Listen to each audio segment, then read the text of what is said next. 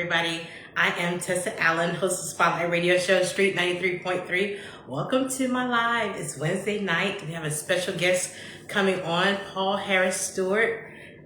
That's what a D at the end, Steward. He's a writer, director, comedian, poet, spoken word artist to the max. And he's a director, mental health advocate, so much more, from Chicago, the south side of Chicago. He'll be joining in shortly. As you can see, I have the Just Do It short film. You can click on that and check it out. We're going to be speaking with him shortly. Hi, Paul. All right, let's go here. Just give us a few seconds.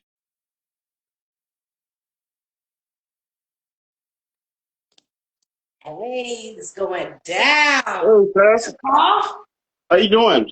I'm doing good. How are you? I'm great. I'm great. Okay, we matching. I got a little brown on. I like that maroon. Oh, all right, all right. I got a haircut just for you. Okay, I appreciate usually it. always wear a hat. Okay, that's cool. Well, welcome to Spotlight Radio Show. I really appreciate the love. Thank you for reaching out to me and coming on to my show. Oh, thank you. Thanks for having me. Congratulations on 14 years. Thank you. It's crazy. I still just I'm still just in shock. Really. If you love Yeah. it, it'll show. So Yeah, I love it. You know, and then for me hosting Spotlight Radio Show, 14 years, that anniversary is coming up in February. Okay, all right. Yeah, So so you've then been in the radio business for 14 years. yeah, with 18 Media Broadcasting Company. Yeah. Okay, all right. Nice. Yeah. All right, so let's get into it. Let's just talk about, where are you at right now? Are you at home? Yes, yes. I'm at home. Okay, are you in Chicago or No, I'm in Orlando right now. Orlando, Florida? Yeah, I'm in Orlando. I've been here for like 2 years now. Okay, how is that going? It's cool. I came out here for film school, and I just stayed around for a little while. Yeah, I like it. Okay. No complaints. How is the weather there in Orlando compared to LA? It rains a lot here. Okay. It rains a lot here, so there's a lot of storms. So, but it's nice. Okay, I like the rain. Yeah, it's nice. You're in Houston, right?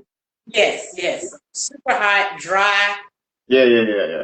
I mean, as soon as you walk outside on the grass, it's like you're walking on crackers. You know, actually, I was in Houston. I went to Houston, Texas for the first time a couple months ago, and that's the first place I performed my new material in Houston. It's called Wayne Poetry, I think. Yeah, I see.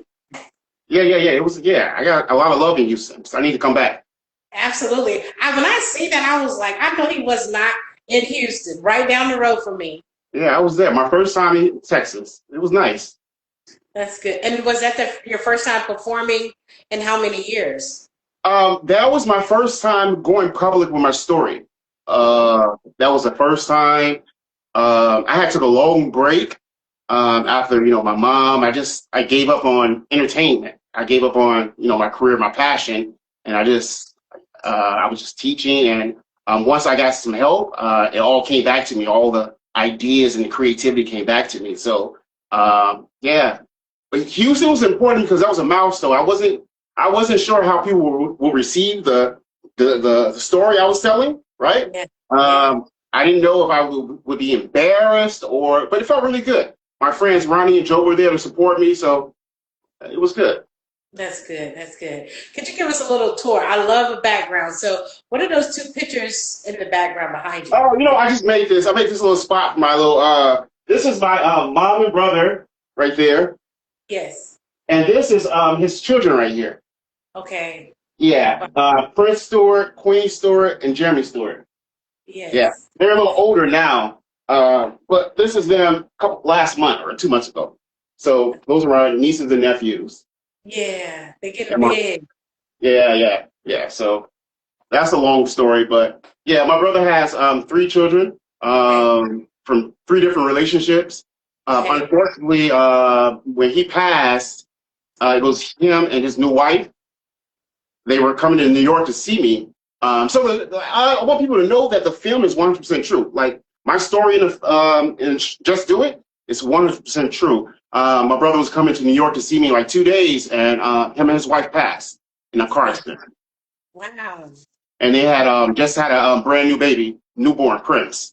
He was 3 months. 3 months. Yep. And that's Prince in the picture there. Yeah, look, yeah, Prince. He just graduated. He just started first grade. He just started first grade last month. Okay, That's him right there. Yeah. Yeah, that's beautiful. Yeah, so I'm really proud that I've been able to help keep a relationship between them because there's 3 different families, right? And a lot of people, well, I just got back on Facebook recently. They're like, "Who's Paul Stewart? Who's Paul Stewart?" I'm originally born Paul Harris, Okay. but I legally changed my last name to Stewart to match their name. Wow. Because my mother and brother were Stewarts, so I was like, because it's really, I mean, this is something for the ladies out there. Oh, come on, we listen. No, you really do damage when you give your children different names. We don't talk about it, but growing up, I had a different name for my mom and my brother, and it bothered me. And people don't like. Shout out to Sierra Russell and Future for taking that step. Because you feel isolated, you feel separated. So. Absolutely. Thank you for saying that. That is so true. My sister, one of my sisters, I have 2 younger sisters, and so she has 3 children, and her 3rd child has her last name, Right. which is dad's last name. And I never said anything about it, especially until like right now. She's trying to kill me, but that's true. Yeah. I didn't think about that. It makes a big difference. It makes a big difference. Yeah. Yeah. That's awesome. I thought I was the greatest aunt in the whole wide world. You're the best aunt in the whole wide world. Yeah. It was something I did for them. I did for me too, because this is my remaining family, my immediate family. So I wanted to connect it with them. Absolutely. And, yeah, that's beautiful. You have talked all the top 80s and uncles in the world. I appreciate it. Yeah. So out of all 3 of them, which one has more personality of your brother? Probably the girl Queen. Okay. Queen and the youngest. Yeah. They have his personality.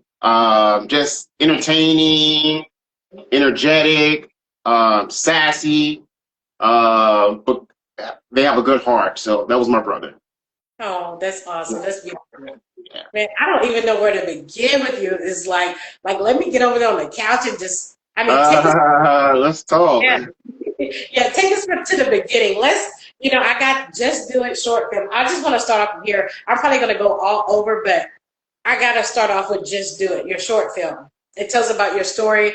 Mental health, talks about almost attempting suicide. I got to say, when I watched it, I had no idea I was going to cry.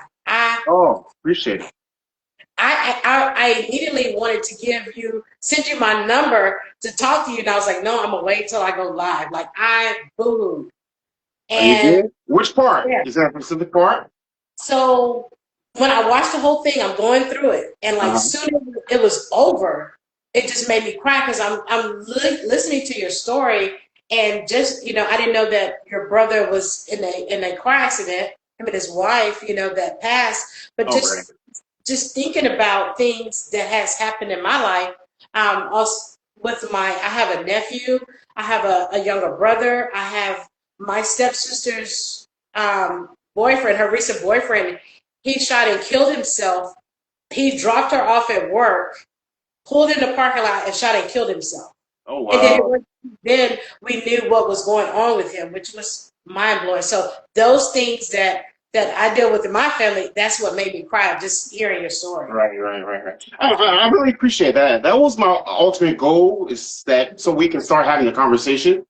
I was really, really nervous about, I don't know where we're going with this interview, but I don't know if I want to jump forward and just tell you the story, but what really motivated me, so I was in film school, and I had started writing the script, Just Do It. I had the idea, but I had the name as a different character. I didn't even want to use my real name. And I just didn't have the courage to release it. Then one day I was at work, and a lady I've seen a couple times say hello. I say, "Oh, your grandson's getting big." And she said, "Oh, that's not my grandson. That's my I said, your son's getting big. She said, no, that's my grandson. I said, oh, okay, conversation's over. She said, yeah, my son committed suicide. He was 21 years old. This is his son. And I was like, damn. So in my head, I'm thinking, wow, I just told this, I'm writing this story, and she told me that, then the conversation was over. It bothered me for a couple of days, but I kind of forgot about it. And then one day I came to work, and I sat down at my desk, and she had left his obituary on my desk. Wow. Right? Wow. And his name was Jabril Muhammad. I mentioned him in my short film. And so every day I came to work, I just looked at that obituary, and I felt, it was like almost like a spiritual connection. I felt obligated to go forward and tell this story. So thank you to Vanita Garman for giving me the push I need. Hold on one second. Let me grab something. Take your time. Take your time. Bring it on. We love props. Bring it. This is Jabril's obituary. This is the actual obituary that she left on my desk and motivated me to, go forward with my story. He was 21 years old, a new father. And so it shows you that sometimes you have to go forward with your story because you never know who you're going to touch, right? That's right. Yeah. So, that's how I really came forward with the idea. And I was really worried. I was ashamed because, I didn't want anybody to judge me. I didn't want everyone to know my business. My family, my mom said, keep your business to yourself, but it's been pretty good. I think it's helped me a lot.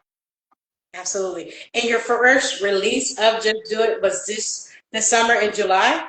June? No, June 28th. It was on my birthday. June 28th was my birthday, so it was kind of symbolic. I wanted to make sure that I had it finished for my birthday because I just wanted to put it all together. I mean, metaphorically, it's like I made it. When you make it to your birthday, another birthday around the sun, it's another year for you. So it's another year. I'm not 100% out the woods, but I'm still here, and I'm happy. I'm happy that I've gone forward and hopefully help others. Absolutely, absolutely. I love it, man. Your voice. I know somebody that's from New Orleans. I can hear that baby. I know that sound, right? Your voice. I don't know the Chicago voice, the Chicagoans. But your voice, it's something in it. Like I can lay on a pillow and just listen to your voice. Oh, wow. It's like symphony music. Oh, wow. I never heard that. Yeah, it does something. So whatever you say, I can just listen for a long time. Like that's what really captivated me. You had you was doing your spoken word and you had shared that video. And when I started listening, that's what made me like, okay, let me just go listen to everything he has. Oh, wow. Did you? Yeah, you have that. So I commend you for telling your story, but it's very captivating, your voice. So whatever you do say, like stop, stand still, listen. Yeah. But you know what? I've learned to listen to the universe now that I'm older. Because if you go over my life, it's like everything that I went through prepared me for where I'm at today, right? Yeah. When I was a little kid, I used to get into plays and stuff, right? Auditions and talent shows. And then when I was in high school, I loved the drama. So I was in drama. And then when I went to college, I did some more theater. I became a speech communication major, right? So it's like everything prepared me for what I'm doing now. And I didn't know what I was going. I mean, yeah. So life is funny. Yeah, absolutely. So when you moved to LA, you had told your mom you were going for something else. Oh, wow. You did your homework. Yeah. I told my mom I was 21 years old. I had just graduated from college, U of I, in Urbana-Champaign, Illinois. And I was writing. I love writing music. I wanted to be a songwriter. So I told my mom I was going to Los Angeles for grad school to attend UCLA. She should have known that was a lie right there. I wouldn't have been able to get in. But yeah, so I went to LA. I was 21 and I was in a recording workshop school. Learning how to be an engineer. And after 2 years, my mom was like, when's your graduation? When's your graduation? I was like, I sent her a note like, hey, Mom, this is the program I'm in. I'm sorry for lying to you, but yeah. Yeah. How did she take that? What did she say? I don't want to curse on your show. I don't want to. Yeah. Come on. Yeah, she was mad. She was mad for a long time. Really? But you know what? One time, I don't know if you heard the piece "Slow Dance." It's dedicated to my mom. It's called "Slow Dance." I was in Chicago with her one time, and we were going to one of her treatments, and her favorite artist is Luther, and I was listening to Luther. It's like "Dance with my father again." So I like that melody. So I went home and I started writing, and I wrote a piece called "Slow Dance" with my mom, and I hooked up with this guy named Ricardo Love, and he did acoustic guitar on it, and I sent her the CD, and she called me. She's like, she was crying. She said, "After all these years, I never knew you had any real talent." And I was like, so that was her thumbs up to me. So that was Yeah. her thumbs up. Wow, wow. That's awesome. Can you give us, I'm going to put you on the spotlight right now. Can you give us a little Luther? I love Luther. Oh, I can't sing. I can't Okay. sing. You know, Okay. I went to school with Jennifer Hudson too. We were in the choir together. Really? Yeah, that's a little historic. She went to Dunbar Vocational High School, Mighty Men and Mighty Women. Yeah, Hello. Okay. Awesome. Oh my goodness. Yeah, I love Luther. Like you put on Luther, like I'm gonna go down to the ground. yeah, that Yeah. was my mom's favorite artist. Wow, absolutely. So I definitely want to talk about your journey. Let's talk about you left LA and then you went to. Did you go back to Chicago to No, teach? I went to New York. Went to New York. Yeah, Okay. I was in LA for 13 years. I was doing screenwriting. I had a couple one-man shows. I was doing spoken word. But I think I was approaching 30. And it's like, people tell us by 30 you need to start having 401k, you need to have this, you need to have that. And Yeah. I was still independent, and mom had passed, and I just stopped performing. I was like, I need a career, I need a savings, I need benefits and stuff. So I tried to go to the police academy, right? I Okay. didn't get in there. Then I tried to go to medical school. I wanted to be a PA, physician assistant. I started taking classes that I needed, like the science prereqs, but I couldn't pass chemistry 101, so that didn't work. And I was like, what else can I do? And I was like, well, I want to do something to help people, so I moved to New York to get my master's in education. What? Yeah, Wow. in You just 2012. yeah, your drive just to attempt to even try Yeah. and go and do those things. But you know what? Also, I want to acknowledge Come on. it was my ADHD. I didn't know, right? It's a running joke in my family. Oh, what is Paul doing now, right? Because I've been a bartender. I got my barber license, massage license, personal trainer license, and right, Nice. I get bored really easily. I used to think that I had to change careers. I had to move, right? Yeah. Come But on. it goes back to me having this mental illness, right? And so it took me a while to say that and to Okay. realize that. Yeah, yeah. Thank you for that. Let's talk about your mental health. I do want to say, um, I did say before this interview, I was like, I'm gonna leave my nephew, my younger brother out of it, right? But I can't because I love them so, and I talk to one of my younger brothers like daily, and my nephew, one of my nephews, I was like, okay, he's at Pizza Hut this week, right? Hmm. And next thing you know, I was like, he could be at NASA. He's from Jack in the Box. Then he's Hmm. working at a restaurant. Then he's working over here. He like got all these jobs, and I used to be like, "What? Why don't you move to New York? And I mean, you'll make it big." But I'm not knowing the whole time it was his mental health, like you said, the ADHD in it, where he just felt Oh, like he was wow. another job. Yeah, Wow. Yeah. yeah, Yes. I, absolutely. I was working in New York as a school teacher. I was making probably 85 or 90,000 a year, right? Okay, 85, lower 80s maybe. And one day I went to Burger King to get something to eat, and then I asked for an application. really. Ain't nothing. I'm not judging fast food workers, but it's just my mental health. I need something to, right? And I couldn't I couldn't control myself. I was go and like in LA they had those commercials where you can be a plumber, you can be a nurse in 10 months. I was like, damn, let me call it. Let me call it. So Yeah, it's just I didn't know I had a problem. yeah, I yeah, didn't know yeah. something was wrong. Okay, so when did you know something was wrong, and when did you seek help? Was it after your brother's passing? Like, take us through that journey from the early, as much as you can share. We're here for it. To be honest, I like in the in the piece, I said I was 14 years old the first time I had those thoughts, which is true. I remember having those suicidal thoughts when I was 14. Over the years, I was always sad. But, in the Black community, oh, it's your zodiac sign. You're a Cancer. You're moody, right?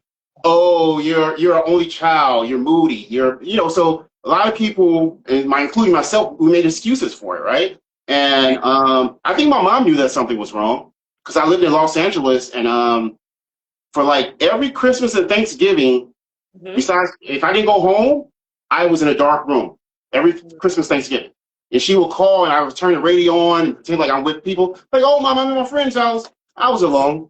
And one time, I remember she sent the police to my house for a wellness check because I didn't answer my phone for a week. And so I think she knew. But it wasn't after my brother. It wasn't after my mom passed. I took care of her arrangements. My brother passed. I quit working. I moved to Chicago to be there for my nieces and nephews, and I got to start teaching in Chicago. And I was, I think that first year, my mom died December 2nd. My brother died October 6th. So coming towards that first Thanksgiving, which is kind of symbolic because that's when I received the news the day before Thanksgiving that she went in a coma. And I was in a nasty court battle with the grandmother. Okay. Over the baby. Yes. I wanted joint custody of him. And so we were in a court battle. I mean, we've worked together now. We love each other. It's a family. But back then, it was nasty. I wanted joint custody. I wanted to be recognized as his next of kin too. I think we just didn't communicate well. So that Thanksgiving, I was going to go pick him up. I was going to go pick him up, and he was going to spend a couple of days with me. And I went to pick him up, and she didn't answer the phone. All right, and I just sat in front of our house, kept calling, and I had a breakdown. That was my first breakdown. And I've never experienced that before. It was scary, and that's when I started thinking of real plan. Like sometimes they call them passive thoughts, intrusive thoughts, right? But once you start making a plan, that's when it becomes dangerous. And so I took a week off from work, and I started seeing a therapist. And around that time, a lot of things were happening. Ian Alexander Jr., that's Regina King's son, he had passed away from suicide. And I was working with a therapist, and things were just going wrong for me. They were going wrong for me. And the therapist, I stayed with her for a couple months, and Christmas was coming up. She's like, all right, you get 2 weeks off for break. Yeah. Take a week with the kids, right? Because I was trying to be super uncle, right? I was teaching 24 kindergarten kids, 24, all day. Then I would get off on a Friday and go pick up all 3 kids, my nieces and nephews, like for an hour, and then keep them for the weekend. I was exhausted. I was doing too much. And so I agreed to take a vacation for Christmas. I went to Maryland to hang out with a friend, and I had a great trip. It was reset. I came back to the school to teach, and the first day was a snowstorm. And another kid who had special needs, he snuck out of his classroom. And I saw him going down the hallway. I was like, that's kind of strange. She wouldn't let him walk by himself. So I saw him. He went out the door. And I ran behind him. He was going outside. He got outside the door, and he was running in snow. And then I slipped on ice. And I messed up my back. I had like a herniated disc. Oh, my goodness. So I think that's where I really crashed, because now I had a reason to be at home by myself. Yeah. I had a reason not to, I can go weeks without seeing people, without answering my phone, but now I have a reason not to answer my phone because I'm on sick leave, right? Yeah, right. And I lie to everyone. I lie a lot. I lie like, no, I'm going here, I'm here, but I'm by myself. So being isolated, I really got worse during that time. And it just got bad for me. It got really bad for me to the point where, like I said, I started making a plan. This was 2023 when I was just to the lowest. I couldn't, and like before I used to go work out, I used to do something, but it was just heavy. It was really bad. And the story in the Just Do It is true. I had made a plan. I had got my arrangements in order, left a letter and everything. And then one day I had been in the house for like 4 days by myself, and I looked at my phone, and and a clip of Jennifer came on, Jennifer Lewis. Yeah. She was on the Breakfast Club. And she said, come out of those dark rooms and get some help. And it stuck with me because she reminded me of my mother, right? She's loud, she curses too much, right? So I started hearing my mom's voice in my head. And it was like a battle. So that scene that you see in Just Do It is 100% true. I feel like my mom fought for me while I was in the house. Like on the floor crying, I was going through it. It was a battle because for me, it was like you have two voices telling you, just do it. You have no reason to be here. Your life is hopeless, right? And then the other voice said, hey, you got to live with these kids. You got so much to do. So it was a battle for me. It was an internal battle. And I called my friend Robert in Chicago, really good person. I was like, Robert, I need to go. I need help. I'm going to go do it. Oh, I started with in-house counseling, right? I would go see the doctor, whatever, and we tried some medication. She diagnosed me as having ADHD or bipolar 2. So she wasn't sure yet, but the medication wasn't helping. And so I had in my new film, I called the pharmacist. I say, hey, how long does this medicine take? And he said it takes like 3 to 4 weeks. And I was like, I don't have enough time. And he said, what? I was like, I don't have enough time. And I went back home and I was going to continue with the plan. And something made me call an Uber. I called an Uber and I checked myself in. Wow. And I checked myself in. And that was, this is like, you're the first person I really told this story to, like in detail. Yeah, so I checked myself in and yeah, it wasn't fun. It was, it wasn't, it was a humbling experience. I needed to shut off from the world. Absolutely. So when you went to this place, how long did you stay and what all did they do? I stayed in the hospital for approximately a month. Mm-hmm. A month. Like I said in the short film, I think I'm a smart guy, right? So after a while, when you see people banging their head against the wall, shitting on themselves, it's like, wait, I don't need to be here. I'm just sad. Let me go, So I started saying what I need to say to get out, right? I'm trying to outsmart the doctor, right? Just saying, yeah, I'm playing along with him, right? But I guess he saw through my bullshit, and so I didn't get out. I thought I'd be out in a couple of days, but he broke me down. It was like, tried me on a couple meds and had to keep taking me up. And then I had the breakthrough when I released everything, that was the start. That was the start. Mm-hmm. That was the start. Absolutely. That's beautiful. Thank you for sharing that. I have a short story to share. I took my nephew. I picked him up. He didn't have his glasses on. He was barefooted. He was at the park. I picked him up. I took him to work with me. And the place where he used to go where we could take him, they were like, no, he can't come back here, right? So I found another place not too far north of Houston. And all day he's like at work with me. I cooked his food. I washed his clothes. And I was like, hey, we're going to go. I called the people. He agreed to go. He's holding my hand all the way there.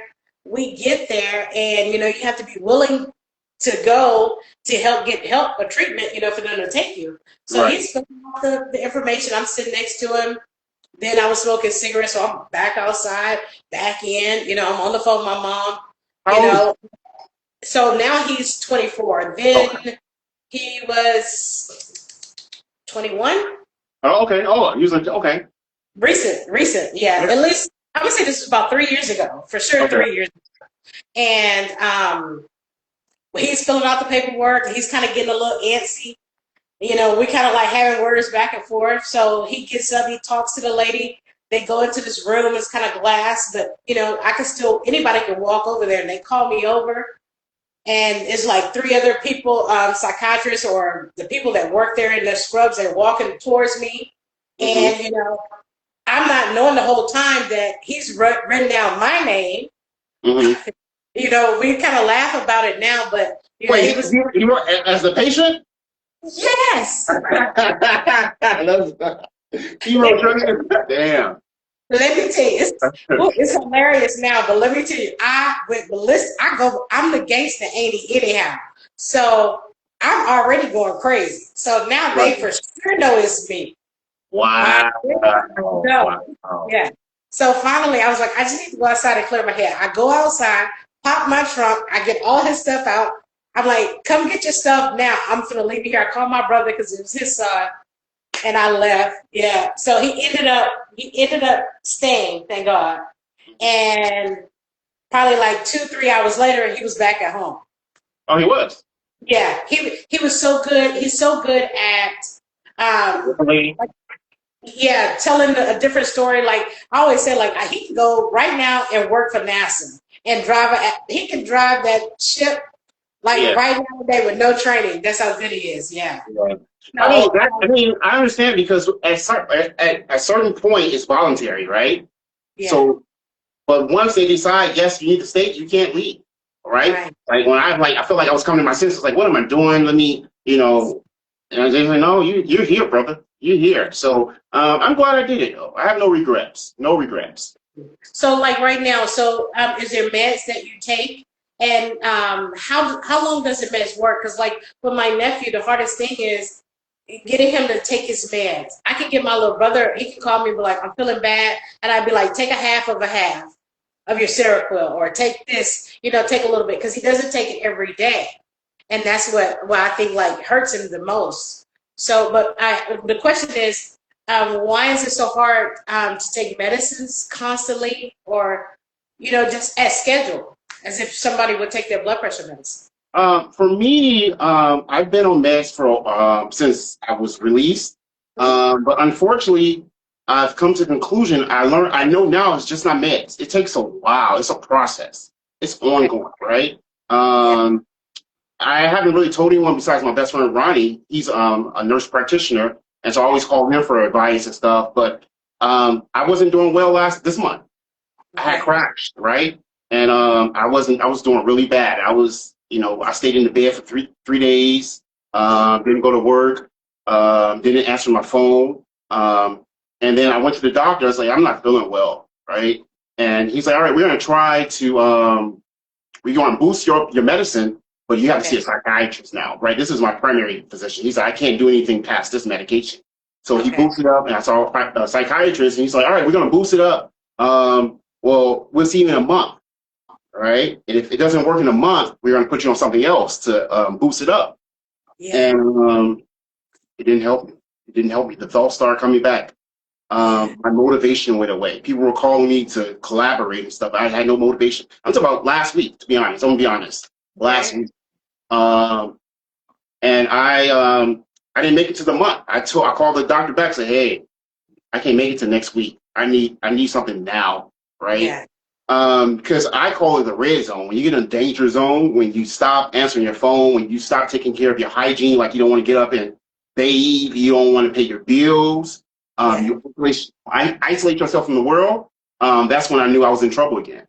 And so I saw him last week, and he added additional medication. I guess they call it a booster to help with the meds, and I've been feeling better now. But it's hard for me to say. It was hard for me to say before, but I realized I have a mental illness, right? I have a mental illness that I've been fighting for 30 years, and I'm still fighting. And I thought once I left out the hospital, I was 100% okay. I'm like, all right, I'm going to be perfect. I'm going to know what it feels like to be normal again. It's been a roller coaster. It's been a roller coaster. And like I say in my film, you have to do your part, right? It's just not the meds. So you have to do your part. It's a lot of work. Absolutely. Yeah. Like, I'm going to say, I went to Florida in July. Mm-hmm. And 2 weeks after that, because it's been a month now, maybe the past 3 weeks, because me and one of my younger brothers, we talk every day, all day. And I'm knowing that I'm somewhat helping him. Mm-hmm. And when he doesn't call me, I know he's in that space. Right. Can't talk to anybody, don't want to talk to anybody. And he'll say something like, he was like, oh, I was at my baby mama's and I didn't want you to be mad.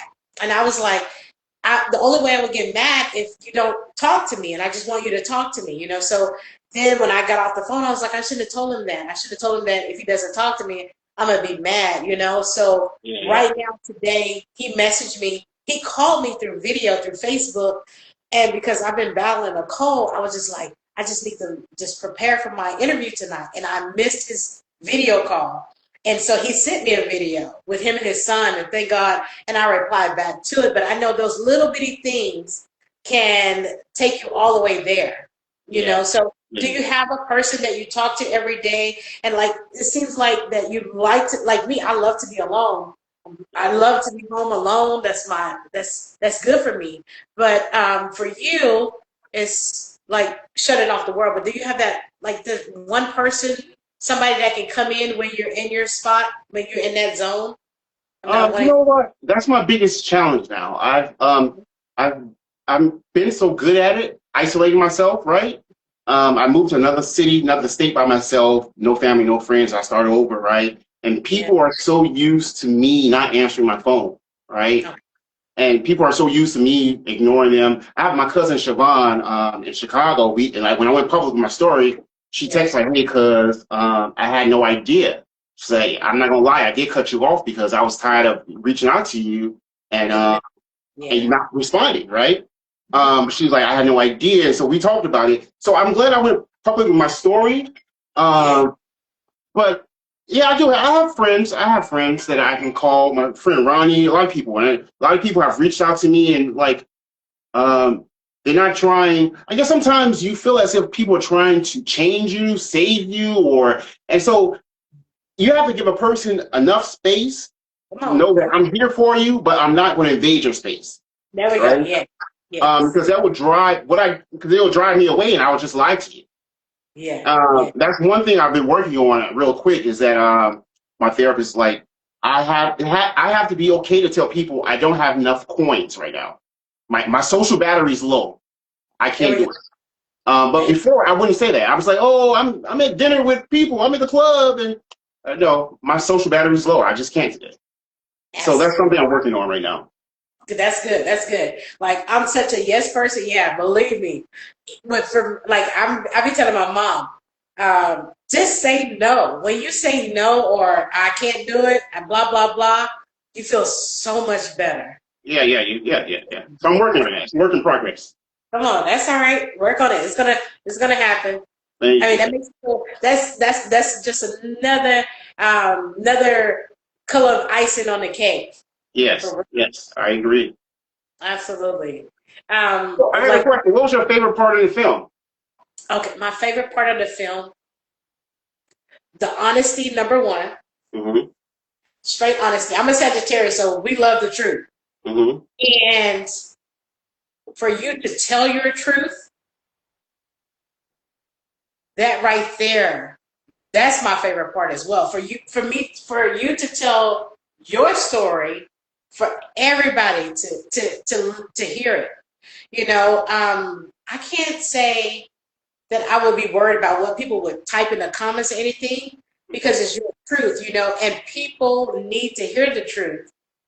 People just need to hear the truth. And I feel like because someone has that same story that may never can tell that truth, but they feel good of hearing it come from you.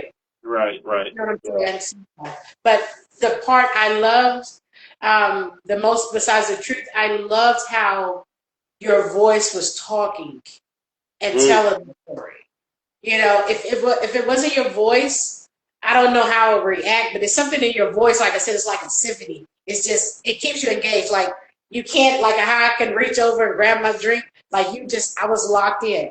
It wasn't too long. It wasn't boring. The graphics, the guy, how he cried. I mean, it was perfect to me. You know, it's funny because when I was doing it, a lot of people was like, well, you should let the actors use their own voice and not, perform to my voiceover. But I was like, you know what? I'm going to stick with my gut. Something telling me to keep this because it's my story. And, with spoken word, there's a certain cadence. Like, so, what I do with my voice, I play with it sometimes and I elevate, So I wanted it to be my voice. So I don't think anyone else could have told my story. I don't think actors can act. Shout out to Miles Kelly. He plays me. He's amazing. And Jay Steiner, who plays the doctor. Yeah, I just love the film. I'm really proud of it. I've done a lot in my life, a lot of Mhm. accomplishments, but this is probably my biggest accomplishment because I had to get over so many things that I put in my way, like my doubt, my insecurities, Yes. whatever, to do this. But when I release it, I'm like, yo, here you go. This Yeah. is my story. And I love that it's helping people. I'm really quick not to cut you off, but I did a show in Tampa. I was performing on Saturday, and this lady saw me and said, hey, you're really good. I want you to come out on to my show tomorrow. I said, all Mhm. right, I'll stick around Tampa for one more day. And it was an open mic. So it started at 8 o'clock. I got there at 7:30. I signed Okay. up. And 10 o'clock, I still haven't performed. 10:30, I still haven't performed. 11 o'clock, I still haven't performed, right? And in my Come on. head, I'm like, I'm leaving. I'm leaving. I'm about to go. I'm out of here, right? Or something kept me like, no, Paul, stay. Or something's like, no one wants to hear this. People have been drinking. It wasn't a poetry spot. It was an open mic, rap and everything, comedy. And something told me to stay. And I stayed, I performed, and I left, right? I Yeah. walked into my car, and a young girl runs outside crying, saying, hey, thank you for performing. You really touched me, right? I have a video on IG. You can see her, and she shared her story with me. She was like, I've been going through it lately. I haven't been feeling well, but everything you said, I can relate to it. And she thanked me for telling my story. Her first attempt was when she was 12 years old. 12 years old. And so it told me that, like, I have to get out of my way, right? Like, God is saying, I bless you with the talent. I bless you with the gift, with the opportunity. You did it, and I'm still blocking myself. Now I don't want to tell my story. I'm not in the mood, right? I don't want to share it. But I think when I share my story, it motivates people to have a conversation. So that's what I'm really proud of the project. Absolutely. Absolutely. Believe me, when I watched the film and like I had messages right before I clicked live saying that they can't wait to just hear you in this interview. I sent Just Do It out to each one of my family members. And I had so many different messages and people like, wow. And I've always been one, like, especially with my nephew, my younger brother, I've always been the one in the family, I feel like, that communicates with my nephew and brother because of their mental health issues. Oh, there's father and son. Their father and son? No, my nephew and brother. So it's my brother's nephew as well. So it's Oh, my older brother's sons and uh-huh. my younger brother. Yeah. Okay. Mhm. Oh, wow. Wow. So I do want to ask this with mental health. I remember when I was in New Orleans and I was speaking with a guy, did an interview with a guy, and his daughter had autism. Mm-hmm. And they were saying like it was the chromosomes. He would have had got checked where it came from his side of the family. Mm-hmm. So mental health, is that hereditary? That's a great question. I think so. I know that my brother dealt with depression. He mourned my mom since she passed. He was what, 19, 20? Any of his girlfriends would tell you that, he never healed over it. So I sent this to his eldest son, Jeremy Stewart Jr. He's 16 now. And I was like, hey, Jay, I want you to watch this. And I said, I want you to call me after you watch this so we can talk about it. And we Yeah, talked, and I was like, I was like, hey, if you're ever feeling down, it's okay. Talk to me about it. So I think, I think my mom dealt with something too. She did deal with some mental health issues. Yeah. So I definitely think it's important to talk to families. The same thing with cancer. My mom passed away from cancer. My father passed away from cancer. So I know that I'm at risk, right? But if we don't know our history, our family history, you know, yeah, yeah. it's, it's very important we have these conversations. Absolutely. I do want to speak about cancer. You will be back in October so we So can have the conversation about breast cancer. I'm so glad to have you on. I definitely would love to. This idea just came to me um, I forgot which date I gave you, but I really would like to kick it off with you for October about that'd be breast great. cancer this month. You know, I've been a breast cancer awareness advocate for a long time. Like, when my mom was diagnosed, my career was doing really well. Had an agent. I was doing like college tours, and yes. at that point, I was like, I had a dilemma: do I stay here in LA and try to pursue my career, or do I go home? Right? And a lot of people, um, question my decision. But they don't know that it was my mom's decision. You stay there, you keep doing that. You know, I'm proud of you. You stay there. And I was depressed for a while, right? And as a man, I was what, 24 years old? No one, I mean, can I go to a club talking about breast cancer? Right? It was kind of like, but as a writer, as a performer, I couldn't stop my thoughts. I couldn't stop like a melody comes to me, the words come to me. And so I started writing about it and I started performing it. And every place I went, I swear to God, there was a guy there who thanked me. A boy, his mom, a boy, a husband, a son. Everyone could relate. Every place I performed. Yeah. Right. And in 2000 and I think 10, or I did a one-man show. One mic, one night. It was all males, and we were raising money for breast cancer. So hopefully I do that again one time. It was really good. That's beautiful. Wow. I definitely want to put you on the spot one more time. Uh-huh. If you could just give a person that may be listening now or watching later, if they're in a spot, if they're in that room, could you give us a spoken word to bring them out of it? You know, just if they hear the words that you're about to speak, that make them say, you know what, let me get out of here. Can you give us just a word? Yeah. Wow, you did put me on the spot. Okay.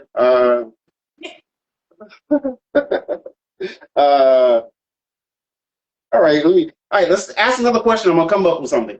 Okay. Matter of fact, I'm just going to tell everybody, I got Just Do It, the short film right here, where you can click on it and go straight to the website. Paul Harris Steward, you can find him on YouTube, on Facebook, and also here on Instagram. Do you have a TikTok? No, I don't like TikTok. I need to get on TikTok. You like TikTok? You like TikTok? We're going to fall out. In your mother's voice, get a TikTok. Your voice, I mean, even if it's a day you're just going out to go get something out the car, you can just say, hey, I'm going to go to my car and get some mail out. That's it. Like, you have this voice to make people listen. Oh, wow. So, yeah.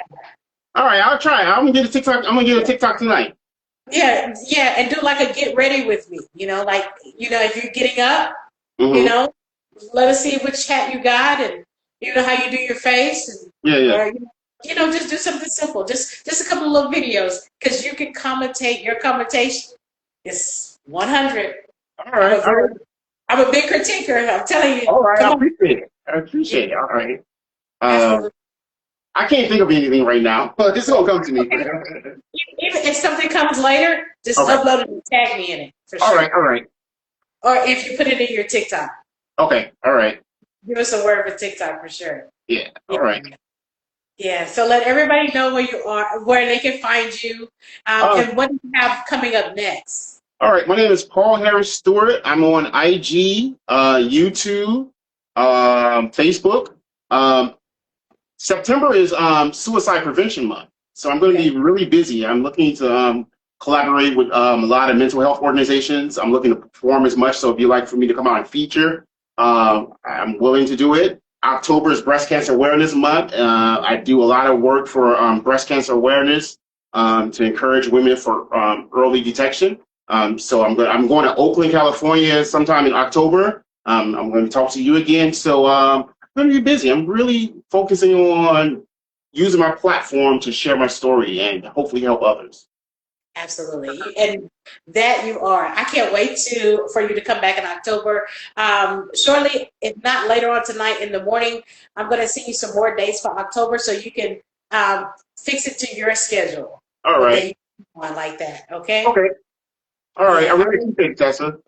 Yes, you're welcome. I really appreciate you coming on Spotlight Radio Show Instagram Live. You're welcome to come back anytime. All right. Next time I'll perform for you. Absolutely. I can't wait to talk to you in October for sure. All right. Thanks, Tessa. You have a great night. Thanks, everyone, for watching. Absolutely. Thank you. All right, everybody. Y'all go follow Paul Harris Steward right now. Go click the link in my bio as well. And you can check out Just Do It, the short film. Like I said, It had me crying. And if you stay tuned, if you stay locked in at 9 p.m. Central Standard Time tonight, I'll be going live with Miss Fire. Thanks, guys.